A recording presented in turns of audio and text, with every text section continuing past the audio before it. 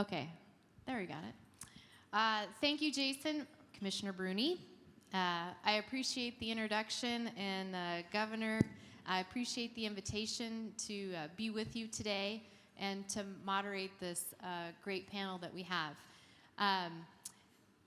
We have a couple different presentations, and then we'll open it up for some question and answers. And our first presenter is going to be Professor Dan Dakar from the University of Alaska Fairbanks, talking about the next new potential for oil and gas development on the North Slope.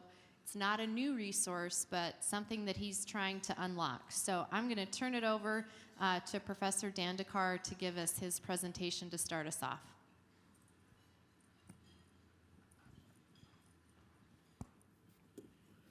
Thank you for the introduction. So, good afternoon. And as Kara said, my name is Abhijit Dandekar. I am a professor and chair of Petroleum Engineering Department at the University of Alaska Fairbanks. So, I'm going to share with you today in the next 10 minutes or so the success story first of the heavy oil polymer pilot that has been going on. It's still going on for about last 5 years, and our plans for the future, or future in the sense the even heavier oil that we're going to target.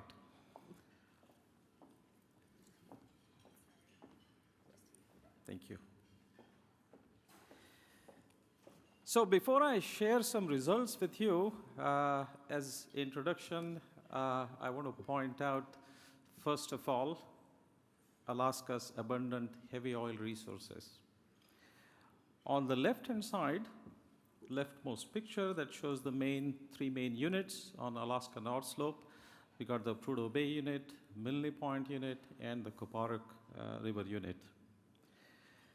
On the right-hand side is a plot that I have shown in countless presentations to date, and that plot shows viscosity as a function of depth.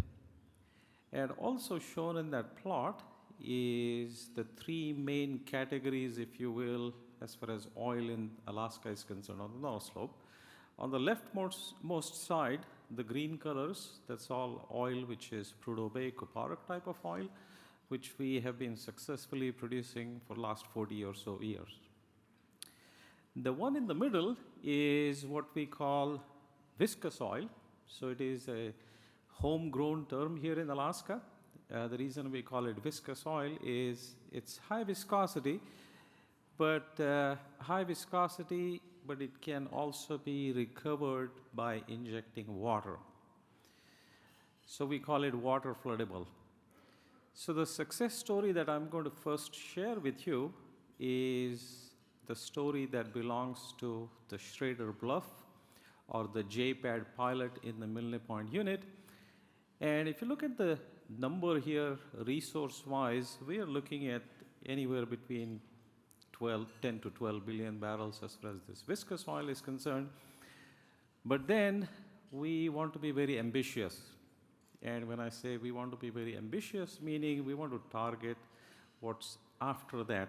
And that's the last part on the second graph, and that's AGNU, which is what we call heavy oil, so it is not easily water floodable. So what do we do about that? And I'm going to make some remarks when it comes to CCUS and AGNU in particular. So why is heavy oil important for Alaska?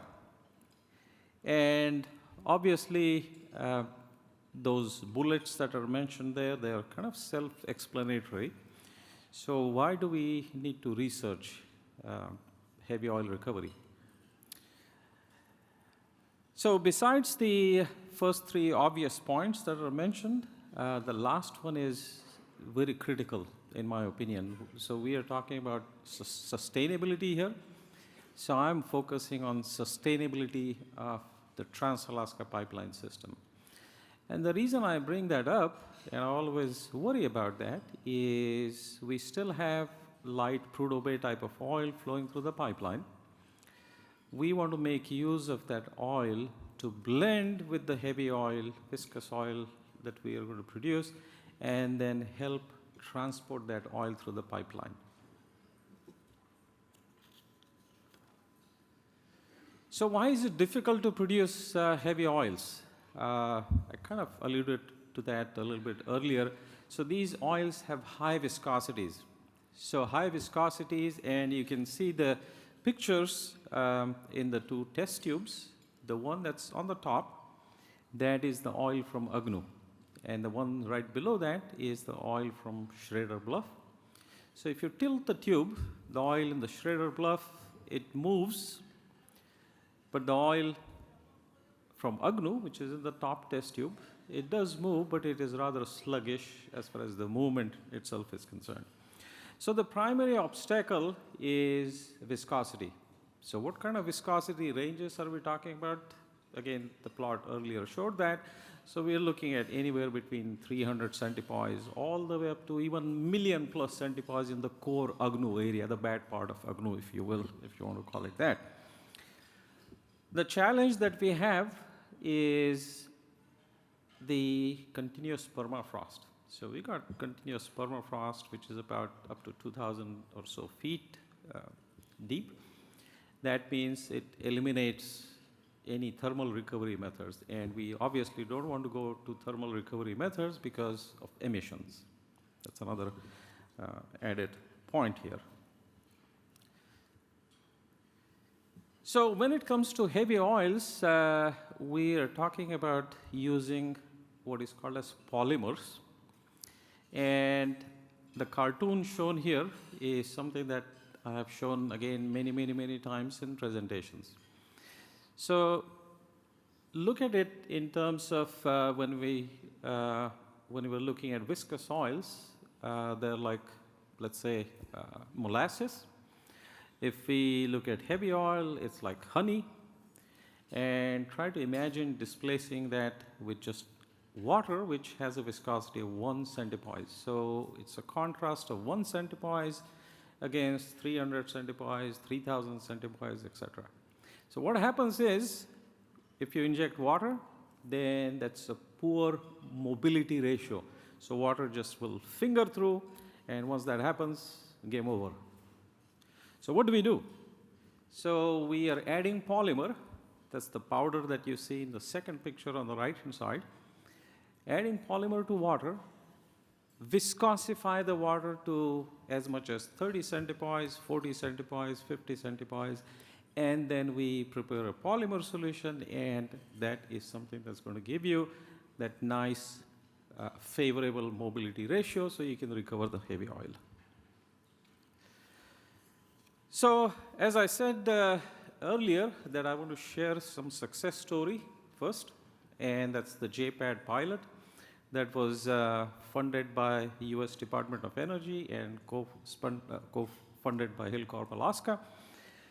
So as far as that pilot is concerned, I'm showing some pictures here in terms of the footprint. So it's pretty small footprint. The team visited the site last year in June. So all it takes basically is what is called as a silo in which we store the polymer, and then right next to that is the Connex units where you actually blend the polymer with water. And after you blend the polymer with water, we prepare what is called as a mother solution, dilute it with more water, and then it's ready to be injected into the formation. So the plot here shows what is called as EOR benefit, or enhanced oil recovery benefit. So what's being compared here on this plot is, just pay attention to the green circles and the blue curve after the vertical line which says polymer start. Okay. So the difference between those two is about 700 barrels of oil per day. Remember, it's a pilot, so it's not a full field yet, it's just a pilot. Now that is showing us an incremental oil recovery of 700 barrels of oil per day over plain water flood.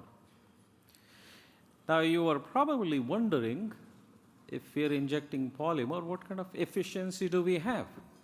Recovery efficiency. So we define that in terms of what is known as polymer utilization factor. So how much polymer do I need to actually produce that incremental barrel of oil? That value is 1.7 pounds per barrel. And just to put things in perspective, if I compare that with all the other polymer floods that have taken place elsewhere in the world, there is only one that is lower than this. In Oman, all the others are of the order of 2 to 3 times higher than the polymer utilization factor that we achieved here. So we have done lots of forecasts, reservoir simulation as we call it, based on the pilot, and we have forecasted the recovery out to year 2050, as you can see on the graph there. Now again, I will draw your attention to the blue curve, which is way at the bottom, and compare that with all the other curves that are in red color, gray color, and green color. The one that's in the blue color, the one at the bottom, that's pure water flood. So if we were just going to do water flood, then it would produce only about 20% over that period up to 2050.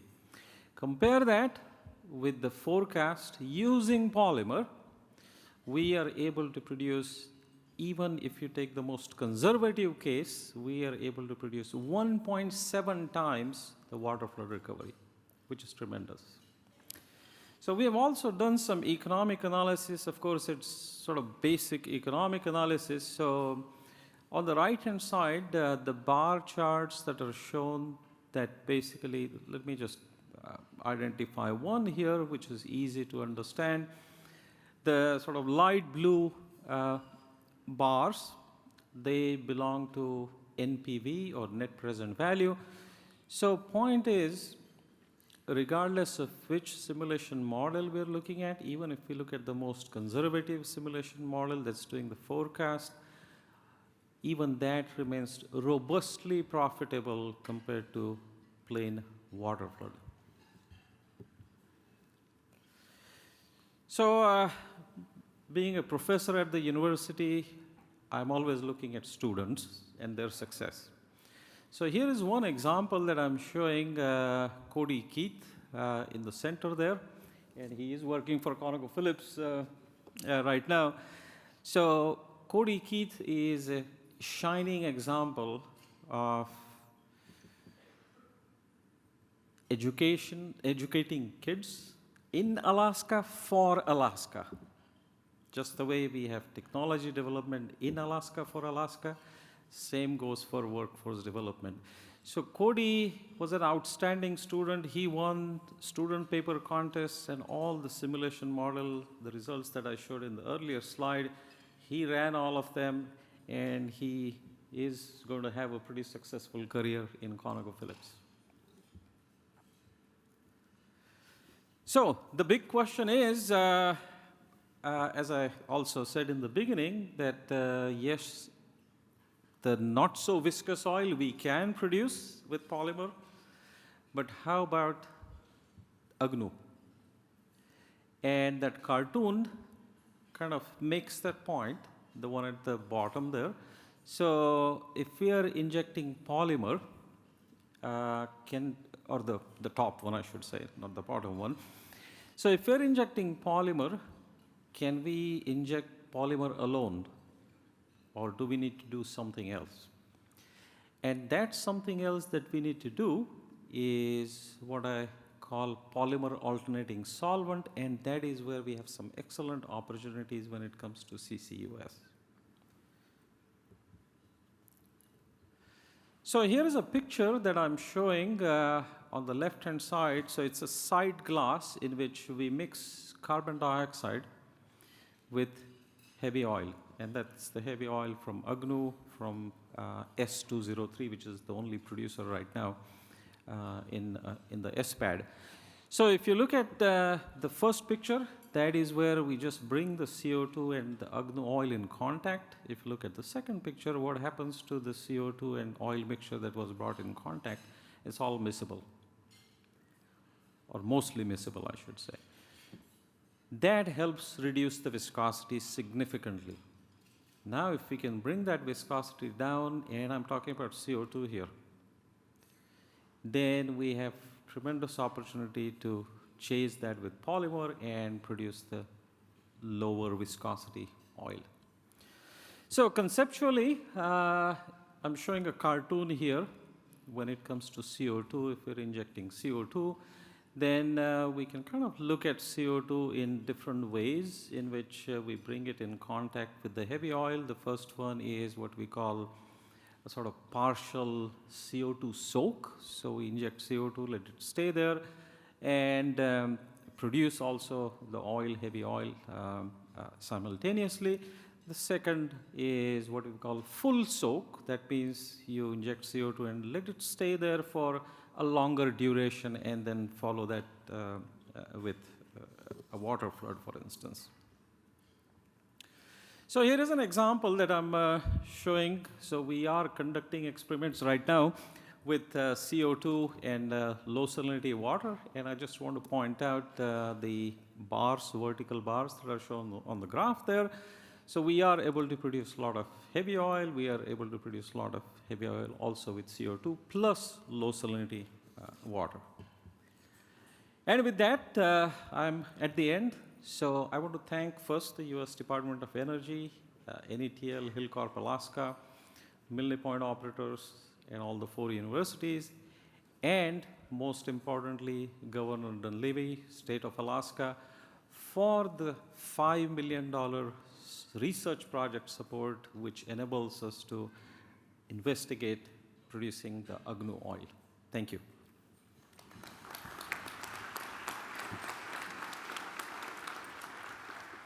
Thank you, Professor. Clearly he is expert in this field and loves what he does and loves working with students. He could probably take up this full panel just to talk about his research projects and his students. And that's what we like to see here in Alaska.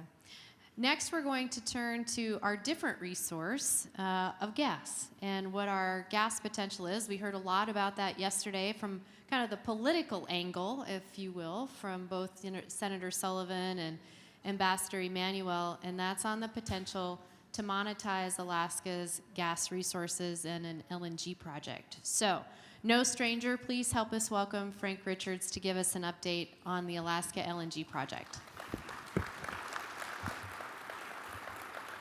Thank you, Kara, and thank you, everybody, for the opportunity to be able to present to you. Certainly a very important project from our perspective, but it's the Alaska LNG project. And we describe this as a project that will truly provide a path to Alaska's energy independence, but also to a sustainable energy future. The project, just quickly for everyone in the audience, was clearly described yesterday from a political perspective with the helps of Governor Dunleavy, Ambassador Emanuel, Senator Sullivan, and then Secretaries Turk as well as Pyatt. That was a very good, very positive readout from their perspective and the assistance that they're really providing us as we are in the market talking to potential investors, talking to off-takers, and talking to countries that will be looking for the U.S. to replace some of their energy that is currently being provided by Russia. So the ambassador was clear that natural gas should be considered a strategic asset. And we feel that we have an asset, we have proven reserves that are being developed on a daily basis, have been for the last 50 years on the North Slope. These are the assets in Prudhoe Bay and Point Thompson. Those are what are the foundation of this project. 40 trillion cubic feet of proven natural gas is capable of being produced over the 30-year life of this project. Now, the project is very large, at about $43 billion in our latest 2023 cost estimate.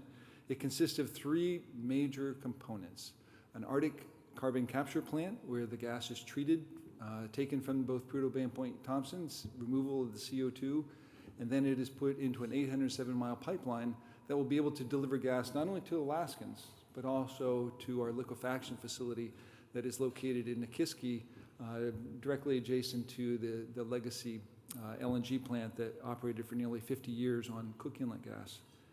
So that major project, what we call the Alaska LNG project, is a transformational project that we see for Alaskans, again, because it provides the access to North Slope resources, and it hopefully replaces or provides then decades, if not centuries, for Alaska's needs to meet our energy needs for power generation and home heating, and then the benefits of export to our Asian customers.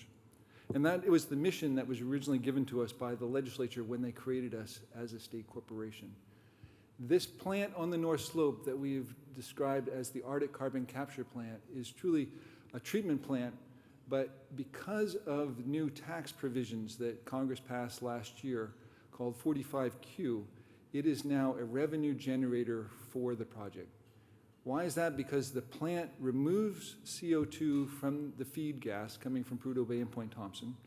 As it was always envisioned, it will capture that CO2, and it was always to be sequestered back down into the Prudhoe Bay Reservoir. So that process, again, when we talk about the scope of ESG, is one of the concepts that, from Alaska's perspective, we do it right, and we've always thought we do it right, but this is another vision where other plants vent CO2.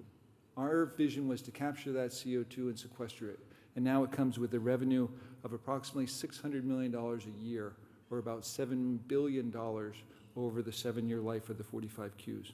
So that helps in the economics of the project. It lowers the cost of the gas that Alaskans will have to pay, and it lowers the cost of supply that we'll be able to then market that gas to our Asian customers.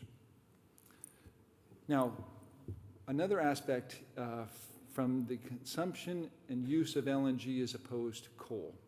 You heard from Ambassador Manuel that Asia has approximately 30+% of power generation from coal. And with that then comes a tremendous amount of CO2 emissions. Replacing that coal with Alaska LNG will have a significant impact in reducing CO2 emissions from the power generation of those emerging economies in Asia. By replacing coal, it will essentially remove about 77 million tons of CO2 per year out of the air. That's an amazing and astounding number. Using Alaska LNG, replacing coal, eliminates 77 million tons of CO2. That's the equivalent of constructing 16,000 windmills or replacing 19 coal-fired power plants.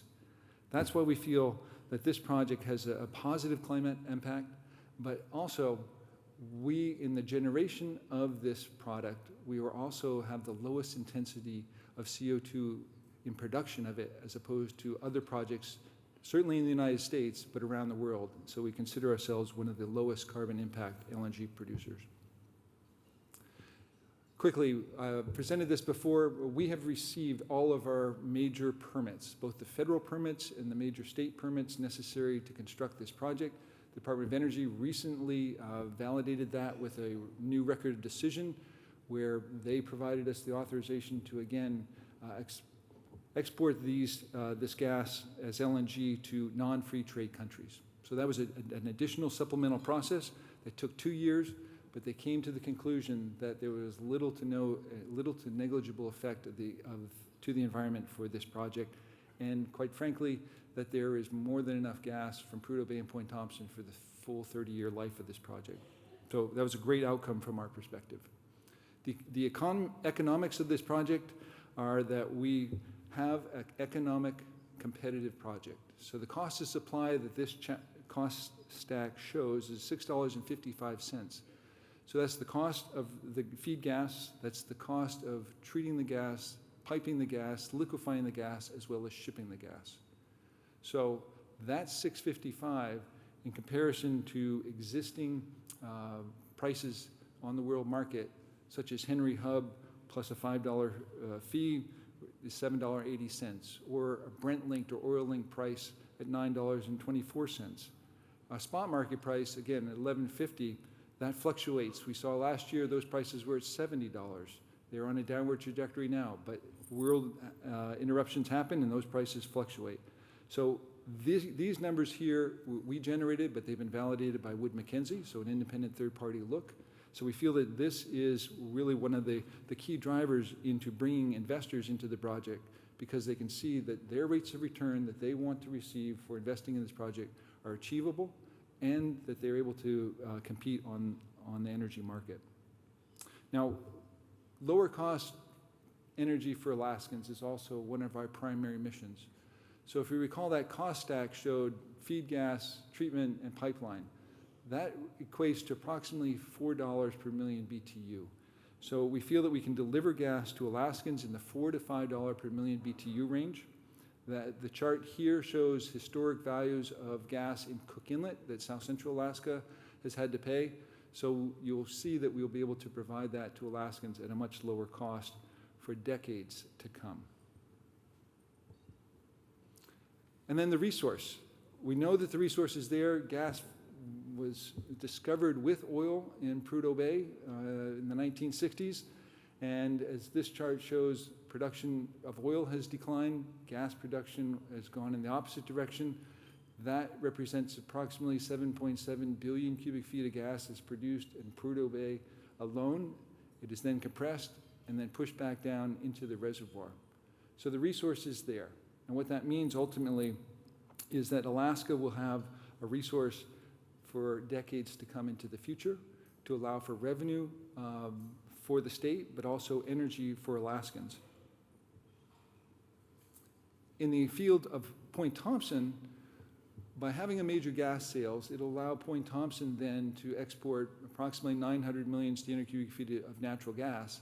But the ancillary benefit of that will be condensate production that will take essentially what is, I think, about 6,500 barrels a day of condensate coming from Point Thompson into TAPS, and it will increase that to over 60,000 barrels a day.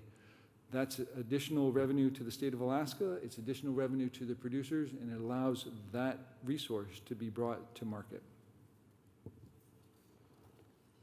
And then what does this mean ultimately to the state of Alaska? We asked the Department of Revenue to provide a projection of what the income would be for the state of Alaska on existing tax rates, whether it be corporate income tax, royalties, and production tax. So these cost stacks here identify what it would be over the 20-year debt period, but then after that, when it's purely just capital returns, it's significantly high numbers. But on average, it would mean about a $700 million per year return to the state of Alaska in terms of those taxes to be able to help in terms of providing additional revenue to the permanent fund as well as to the state of Alaska coffers.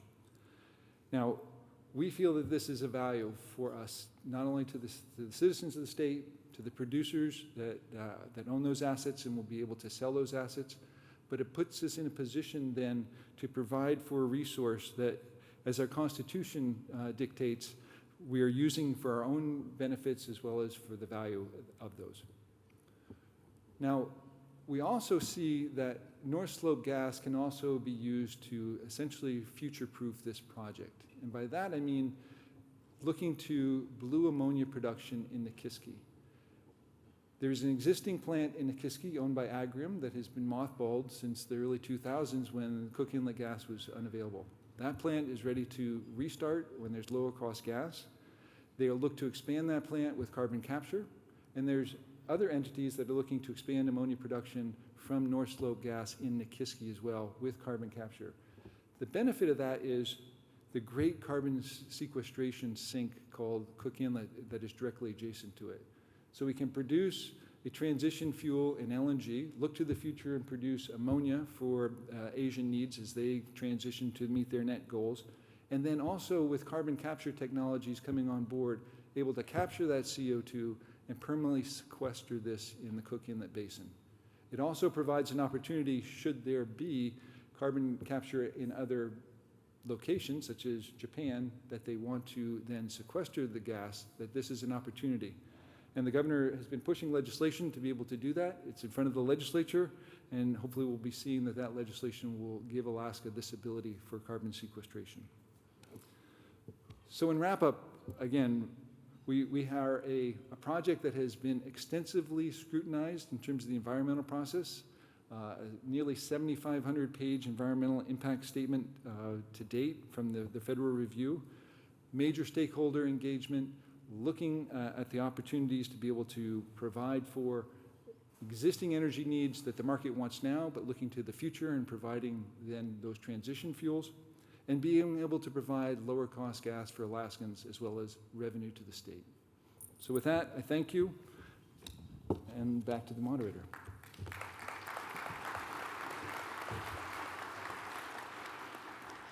Thank you. Thank you, Frank. So our first two speakers talked about the future and the massive potential that we have. So now we're going to go focus our attention on the companies that are right here, right now, producing oil, either right now or very soon to be producing oil. And so I'd like to turn our attention to Mike Driscoll with ConocoPhillips as Alaska's largest producer in the state to talk about how they see the potential for oil now and into the future. So please help me welcome Mike.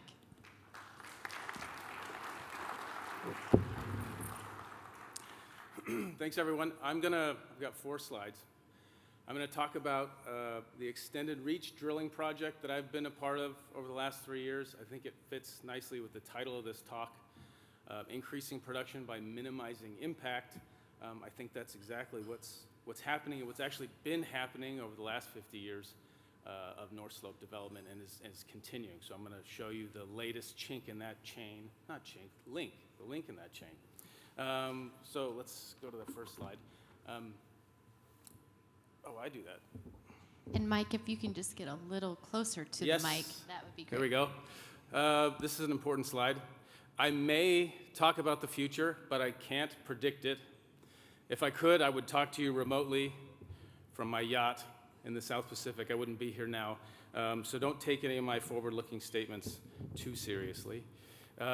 This just gets everybody on the same page as to what I'm talking about when I'm talking about North Slope development. There's lots of maps of it. This is one. Starting on I suppose that's the right-hand side where Prudhoe is, where the pipeline's coming up. You can see that was developed in the 70s.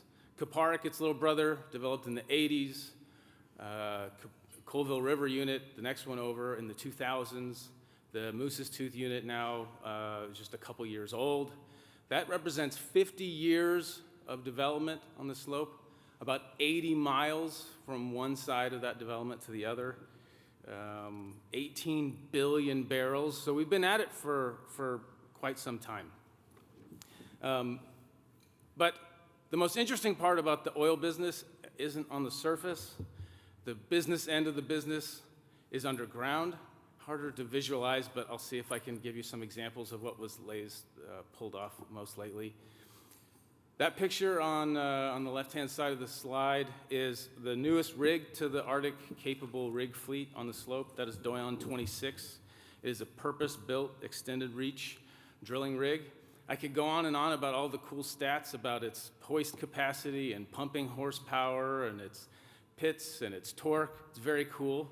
But maybe what lands better with this audience is behind me, outside, is the Conoco Tower. It's the tallest building in the state. In front of us, on the other side of the street, is the Atwood building. That's the second tallest building in the state. If we parked that right here, it'd be the 4th tallest building in the state. It is at 18 stories tall. So to check out the crown of the derrick, I have to climb to the 18th floor of my building, and I could look the derrick man in the eye from there. So she's a beast. She's purpose-built to drill very long wells. And in fact, that's what the North Slope oil industry has been doing for the last 50 years. You can see the graphic on the right-hand side. The original drill sites in Prudhoe, when they were built in the 70s, 50, 60, 70 acres per drill site. And you can see they're not reaching all that much. So if you've got a large swath of acreage that you need to develop, that's a lot of gravel, that's a lot of footprint. And over the last 50 years, we can now drill from the size of a modestly sized parking lot to wells that this rig has recently pulled off over 6.5 miles long. So some of you are from out of Anchorage. When you're driving to the airport after this conference is done, think about drilling a hole that long. That's about how long these wells are. 35,526 feet is the last well that rig drilled. The takeaway message of that graphic is from 20% of the surface footprint, we can do a 50 times, 50x, not 50%, 50x increase in what we can target from that surface location. There she is, sitting on the CD2 pad. I'm going to clear the map first. So the map on the top right, that's a satellite image of the Colville River unit. That's where the Alpine production facility sits. That's the Moose's Tooth unit and the Colville River unit. You can see all the white dots. Those are where the drill sites are, up there at Alpine and Moose's Tooth. The white edge cloud, that is the difference of what this rig can reach versus all the conventional rigs can reach. So that's going from a reach of something in the mid 20,000 feet, 25,000 feet, to 35,000 feet, 40,000 feet. Right, so that is a 50% increase in the reach, but it more than doubles the amount of contact that we can reach. So you can see kind of the colored blobs there in the white shaded circles. Those are new development targets that we can plan to develop and bring online that we wouldn't have been able to reach without gravel. So that pad that rig is sitting on, that was one of the original drill sites here. We couldn't have reached it without that rig. We would have had to build a new drill site, a new road, larger footprint, more facilities, and instead we can maximize the value of existing infrastructure, more barrels, less footprint through technology like this that's being deployed on that rig. Bottom left, that's the drill site operator at CD2. He's holding a sample of the 10,000 barrel a day rate that came out of the first well that we drilled. So some of these targets have been known about for a long time. They're high quality sands, but it is difficult. Regulatorily, it's cost tough. The schedule takes a long time to get the gravel out to these places. It's tools like this that let us get those high rates and put more barrels in the pipeline off existing infrastructure. It's kind of key to that story.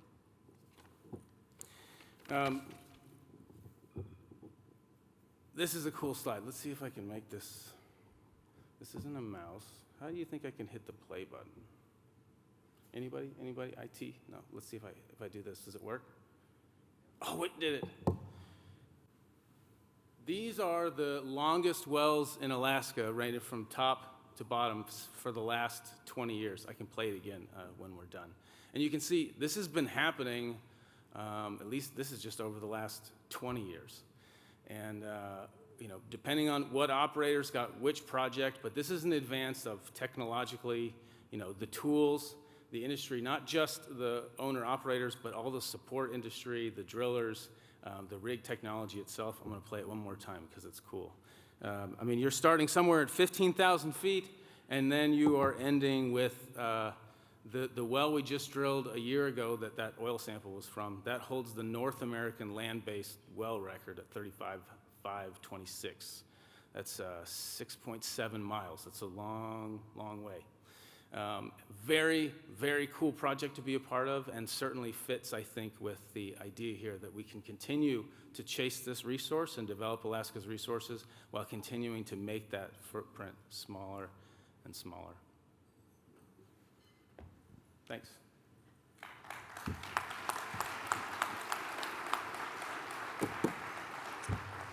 Thank you, Mike.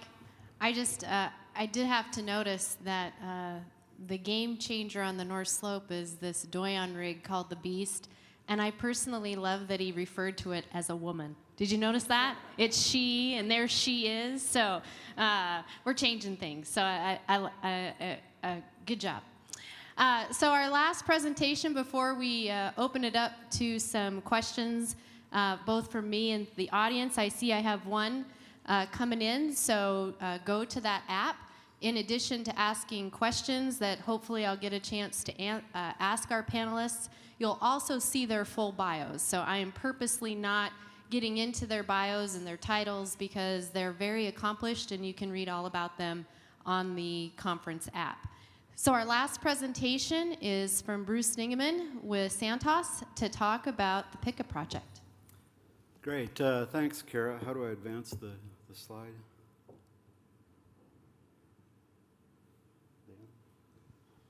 Okay. Great. As Kara said, my name is Bruce Dingeman, and I lead Santos's operations here in Alaska.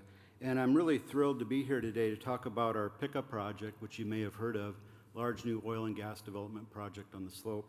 But I also want to take a few minutes and talk about some of the actions we're undertaking in terms of carbon abatement, carbon management, and positioning for the energy transition, because that's the focus why a lot of you are here today. This picture on the front page here is a bridge. It's a 192-foot span. It crosses the Maluviach River, and it was built during our civils work program in preparation for the development we're undergoing now with PICA. And the reason it's on the slide is it's kind of a metaphor. It's a bridge for our project that we're constructing, but it's also a bridge to the future, I think, for Alaska. So Mike put up a slide of the North Slope, so you should already be oriented where it's at. You can see the picture of Alaska in the upper right-hand corner. And the shaded areas represent Santos's acreage position. So you can see those leaseholds there. The yellow blob is the PICA unit, and that's where phase one of our first development project is occurring.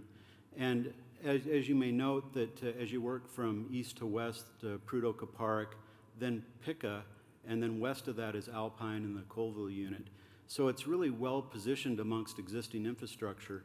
And some of the pictures on the right show some of that infrastructure. So we have a large aviation center at Dead Horse. We've got good takeaway capacity with the Trans-Alaska Pipeline, and then the Valdez Marine Terminal for crude evacuation. You know, there's a couple things about that I just want to take a moment and recognize. The PICA project resides on ANCSA lands, the Alaska Native Claims Settlement Act lands, and some of our key stakeholders are the native village of Nuiqsut, Kukpik, the North Slope Borough, ASRC, and other native corps. And we took a great amount of time and effort to make sure that we got right our surface right access with those stakeholders. And in fact, we have a landmark land use agreement with Kukpik that gives us access to that surface right over the full field life. And I think that's an important theme for today's conference, that part of ESG is also recognizing native landholders' rights and privileges and making sure we're sensitive to those. A couple other points I wanted to make. Our phase one project, it'll unlock about 400 million barrels gross of reserves. We've stated publicly that our spend to nameplate capacity of our facility will be about $2.6 billion gross in 2022 dollars. Our first oil, it's hard to believe, it's a little over 3 years away from now in 2026. We're in active construction now, and it will produce at 80,000 barrels a day, so a significant production rate. You know, as Frank pointed out, these resource development projects provide dividends to not only the workers and the companies that do them and the stakeholders that are aligned, but also to the state. Our project will throw off between $6 and $7 billion in royalties just from phase one alone, and that'll benefit not only the state but also ASRC and the borough through property taxes. Additionally, you know, through the ASRC mechanism and 7I, those royalty benefits will cascade to the other native corps as well. So again, part of our purpose isn't just development of oil and gas reserves for economic benefit for our shareholders. We have a greater purpose to improve the communities where we work. And I think this project certainly does that. So let's shift a little bit more to the theme for this conference, you know, about sustainability. There's a lot of material on this slide, but I wanted to share a couple thoughts. First, being a greenfield development project, we took a lot of time and energy to make sure that our emissions footprint was as low as it could be. So, for example, all of our kit is electrified, and we'll use gas turbine generators to generate that electricity. So that'll give rise to low emissions from our field operations. And we've done a number of other things to help reduce that carbon intensity of our production operations. Once we're up and running, our intensity will be, for those of you that track these kind of things, will be about 14 tons of CO2 per 1,000 barrels of oil produced. WoodMac, who's an energy advisory firm, does benchmarking, and we've done a benchmarking, using their benchmarking tool, we've done a comparison, and that's what that graph in the lower right-hand corner shows, that we're in the top quartile of projects either under development or planned for development in terms of emissions intensity. So in our view, step one is to have the minimum impact that we can, the lowest intensity. And that also goes in terms of footprint, and like Mike talked about, minimizing our surface footprint, and also in other areas. There's a few other points on this slide I won't belabor, but we are Paris aligned. Our firm, Santos, is committed to being net zero by 2040, and these low emissions are easier to offset because we have a smaller volume to negate. So moving to my last slide, just talking a little bit about the future. I think I talked about the low intensity on the prior slide, and that we've made a commitment that we will abate our Santos emissions that are associated with the project that remain following those low intensity actions that we've taken. And as I said, that's in alignment with our corporate goal of being scope 1 and 2 net zero by 2040. And to our knowledge, this is the first oil and gas project in Alaska that'll have that credential, that net zero status. Additionally, you might ask then, how are we going to offset the remaining emissions that we have? We're happy to announce this slide is a bit dated. We've actually executed an agreement with one of the native corporations to get nature-based offset credits for our emissions. That's in hand, and that's a big step towards getting to net zero for our project. Additionally, we have further developments underway to look for further nature-based credits to offset the remainder.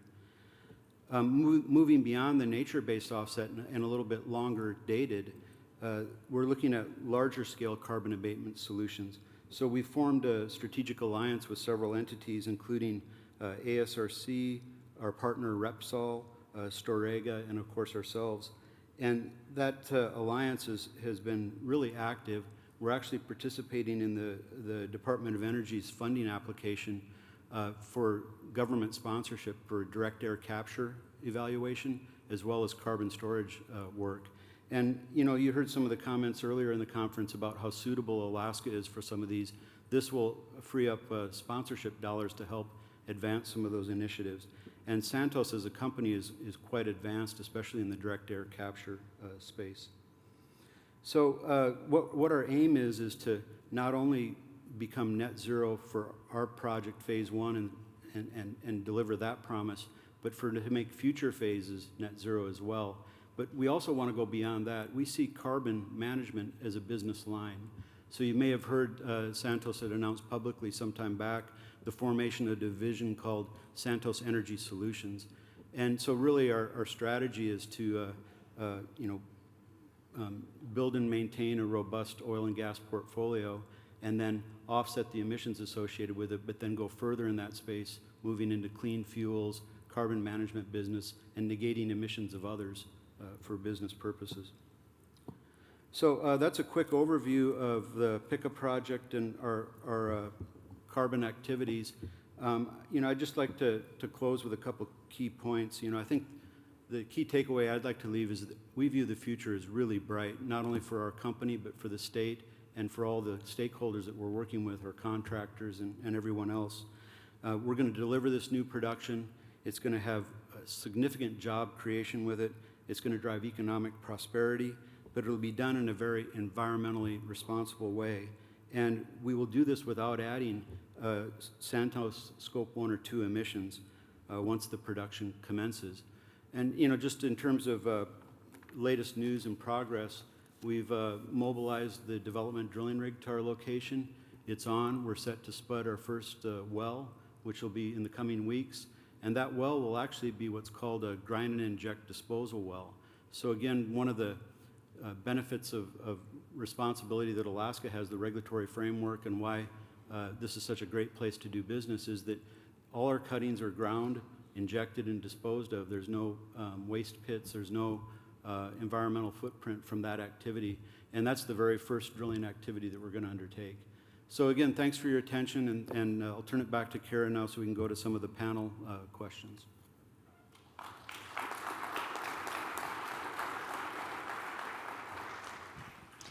Oh, thank you for that, Bruce. Obviously, we have a lot of excitement and opportunity remaining. But, you know, the title of this conference is the Alaska Sustainability Conference. And Governor Dunleavy will be the first to remind this audience and almost every audience that he talks to that Alaska has a lot of resource, but the foundation is still an oil and gas state. And I think oftentimes there tends to be, at a sustainable energy conference, a tendency to maybe focus on renewables and other options like the nuclear panel that we heard before this one. But I'd be curious, in each of your view, is oil and gas a sustainable energy source for the long term for our country and in Alaska? Or is the era of oil and gas really over? And Mike, we'll start with you.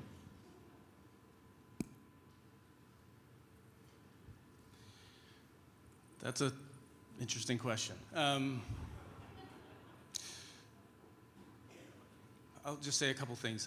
I mean, I think the uses of hydrocarbons in general, a lot of it goes towards energy, consumption, transportation. But I mean, it's such a massively useful product. If it's not grown, it's either mined or drilled for.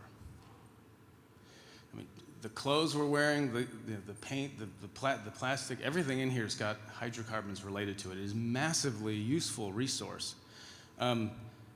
And frankly, it's at a good price. Milk costs $180 a barrel.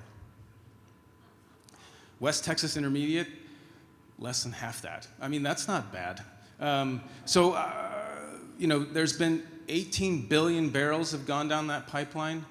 And as the Professor Dandekar mentioned, I mean, we've got potential to continue to go another 20 billion barrels more past that. So I think, you know, we need the stable fiscal regulatory environment to keep the money coming this way, but Alaska can pull it off. It is a finite resource. There's only so much, but I mean, the innovation shown in the last 50 seems to be, you know, limitless. So I think if we keep going, Alaska's a resource state, we're gonna continue to deliver. Professor. By the way, I can't wait to tell my family back home the cost of milk per barrel. So that's the stat I'm going to keep. So, Professor. Thank you for the question. I think, Mike, you already said everything that I would have said also, being a petroleum engineering professor. But I'll just make 2 points here. As you can see, I have 2 of these. So I'm almost next door at the SPE Western Regional Meeting, gave a presentation on heavy oil today. And Derek Nottingham was there, and he gave some really interesting statistics in terms of how much oil we have produced to date here in Alaska. That number is about 19 billion barrels, or thereabout, a little bit less than that. Now I'm comparing that with the figures that I showed for heavy oil. Another 25 to 30 billion barrels. So 40 years, I can go another 40 years on that. So that's the sort of sustainability piece of it. One other point that I always think about is the biggest challenge is transportation fuels.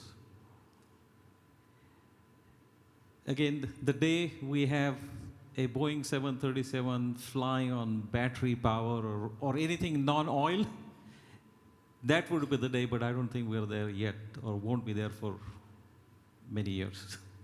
Thank you. Thank you, Professor. Bruce. I think I'd reframe the question a bit, maybe. You know, instead of asking, is oil and gas sustainable, maybe ask it as, how does oil and gas fit into a sustainable world? And to me, it's a couple key things. It's about being environmentally friendly. It's about being very efficient, both from a cost and emission standpoint. and it's also about abating the carbon consequences of our activities. And then it's also further about supporting an orderly transition to the energy future.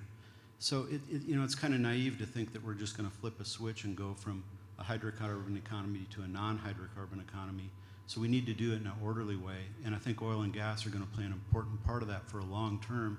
And it's not that oil and gas aren't sustainable, it's that it's done in a way that fits within a sustainable framework.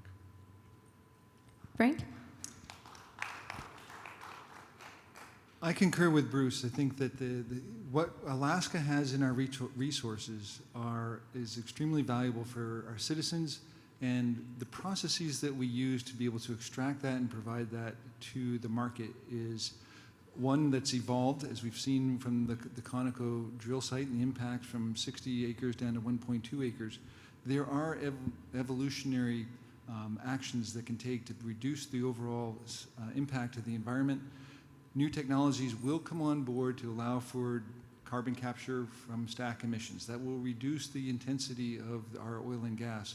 But we are blessed with a tremendous resource, and we need to be able to utilize those resources for our own needs within the state, but also to be able to share that with the world markets.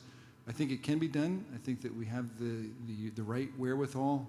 We have an ESG policy in this state that makes us sustainable, and we have the technology and the future is bright with new students coming on board to be able to move this forward. Well, thank you for that.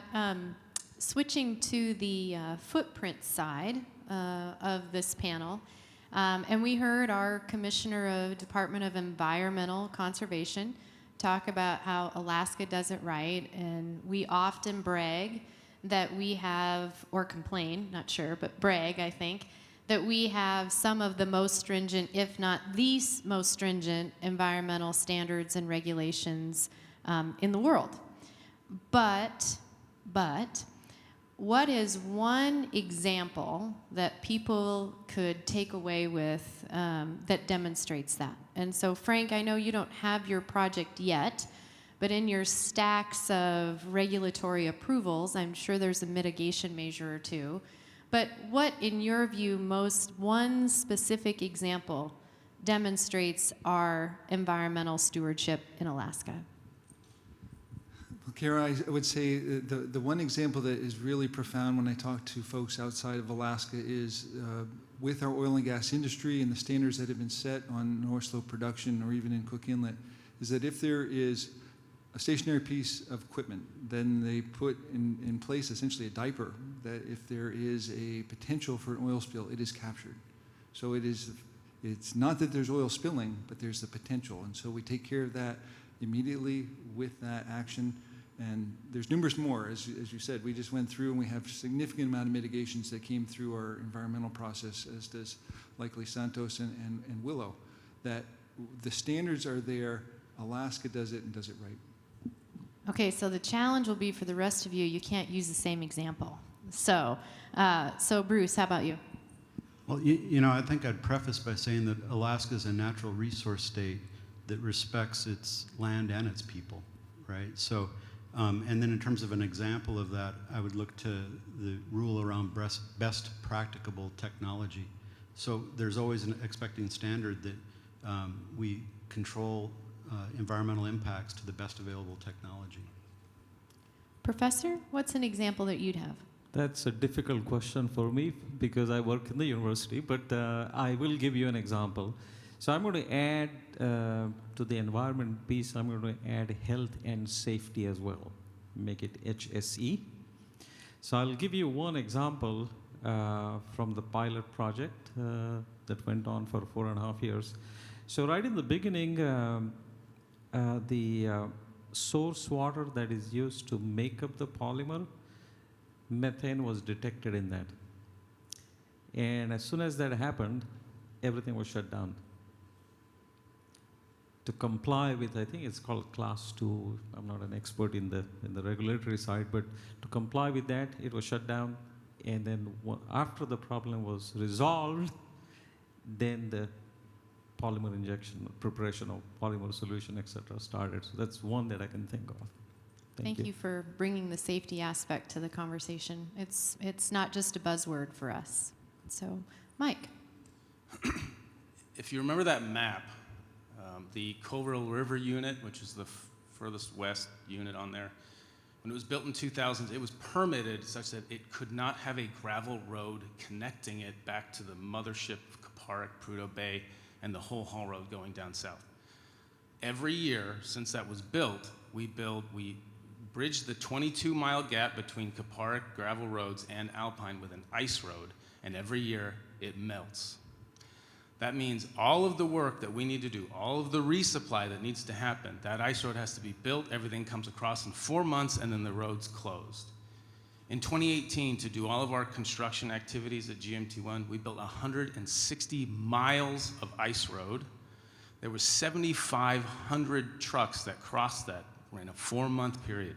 Imagine building a billion-dollar house 22 miles away, and you have to do all your plans, all your permitting, all your contracts, all your materials, all your workforce, such as you can orchestrate it and get it done in a 4-month period. If you're like me, when you do housework at your house, it's at least 2 trips to Lowe's. You do not get that chance up here, and it is because of minimizing that footprint in an environmentally sensitive area. And we've been able to pull that off for the last 20 years, and we'll do it another 20 to 50. So I think that's a good example. Yeah, thanks, Mike. And I just have to put a plug. It made me think about all of those truckloads and all of that work. It's really also a compliment to our contractor industry. We could not do what we do without the support and technical expertise of our Alaska-based contractors. So it just reminded me of that. And on a quick trivia, the way we talk about it sometimes at AOGA on the example is not just the diaper pan underneath the engines. Any oil spill over a teaspoon is a reported spill. So anything over a teaspoon is a reportable incident. So just keep that in mind when you're changing your oil, as Jason said, in your driveway. So I see our hook is coming, but I got the call from the back that I can have another 5 minutes, Commissioner, just so that I can get to some of the audience questions. I saw what you were doing. You can't pull me off yet. And I'm not going to get to all of these questions, but there was a question about the presentations. And like all of the presentations throughout the conference, they will be uploaded at some point both to the conference website and the conference app. But I think one question that I found interesting here is, as it kind of relates to my friends in the mining industry. And the question is, oil development is operating a small footprint as the resource is at depth. To reduce impact of critical mineral mining, do you think we should focus on underground mining and not open cut? Now, I know that's more of a mining question, but how does, I'm looking at kind of the engineers on the panel, Mike and Bruce, about, you think there's potential for for the mining industry, for what we're doing in oil and gas?